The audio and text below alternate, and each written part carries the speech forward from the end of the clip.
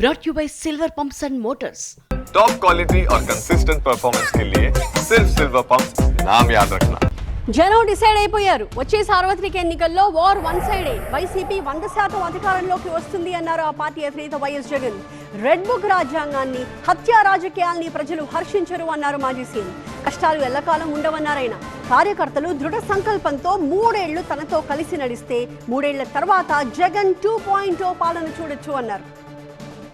ఉమ్మడి కర్నూలు జిల్లా నేతలతో సమావేశం నిర్వహించిన వైసీపీ అధినేత వైఎస్ జగన్ కూటమి పాలనపై తీవ్ర స్థాయిలో మండిపడ్డారు.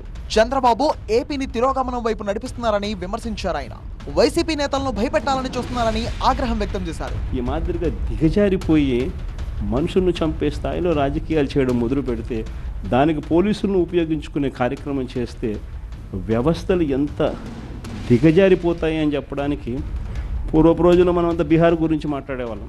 బీహార్లో ఎలా ఉండేటివి, బీహార్లో అలా ఉండేటివి అని. ఈరోజు బీహార్ గురించి మాట్లాడాల్సిన పనుల ఆంధ్ర రాష్ట్రం ఎలా ఉంది అని చెప్పి చూస్తే బీహార్ను మించిపోయిన పరిస్థితిలో ఆంధ్ర రాష్ట్రం కనిపిస్తూ ఉంది. 3 ఏళ్లు కళ్ళు మూసుకుంటే అధికారం వైసీపీదే అన్నారు జగన్. కష్టాలు శాశ్వతం కాదు. ఒక చీకటి వచ్చిన తర్వాత ఖచ్చితంగా వెలుతురు వస్తుంది. ఇది ప్రతి ఒక్కరం గుర్తుపెట్టుకోండి. చూస్తూ చూస్తూ కన్ను మూసుకుంటే 3 ఏళ్ళు కూడా అయిపోతుంది. ఈ 3 ఏళ్ళు మాత్రం గట్టిగా తోడుగా నిలబడండి, నాకు తోడుగా నిలబడండి, ప్రజలకు తోడుగా నిలబడండి. ఆ తర్వాత మళ్ళీ వైఎస్ఆర్ కాంగ్రెస్ పార్టీ మళ్ళీ అధికారంలోకి ఖచ్చితంగా వస్తుంది. ప్రజలకు మేలు చేసేలా, కార్యకర్తలకు అభయం ఇచ్చేలా పాలన సాగిస్తామన్నారు మాజీ సీఎం. జగన్ 2 పాలన ఖచ్చితంగా జరుగుతుందని మాత్రం చెప్తాను.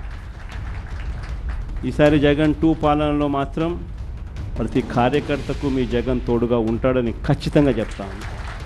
కాబట్టి ఖచ్చితంగా ఈ 3 ఏళ్ళు ప్రజల తరపున నిలబడదాం, ప్రజల కోసం పోరాడదాం. విలువలు, విశ్వసనీయతతో కూడిన రాజకీయాలకు YSR Congress party care of అడ్రస్గా ఎప్పటికీ నిలుస్తుందన్న సంకేతం ఖచ్చితంగా ఇద్దామని చెప్పి, వచ్చే ఎన్నికల్లో తమిళనాడు తరహాలో వైసీపీ అధికారంలోకి వస్తుందన్నారు జగన్.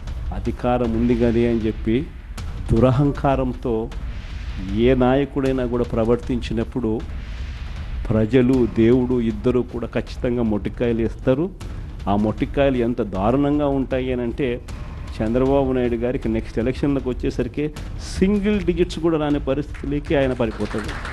పోలీసులను అడ్డం పెట్టుకుని కూటమి ప్రభుత్వం చేస్తున్న అరాచకాలకు ప్రజలు ఓటు ద్వారానే బుద్ధి చెబుతారన్నారు మాజీ సీఎం వైఎస్ జగన్.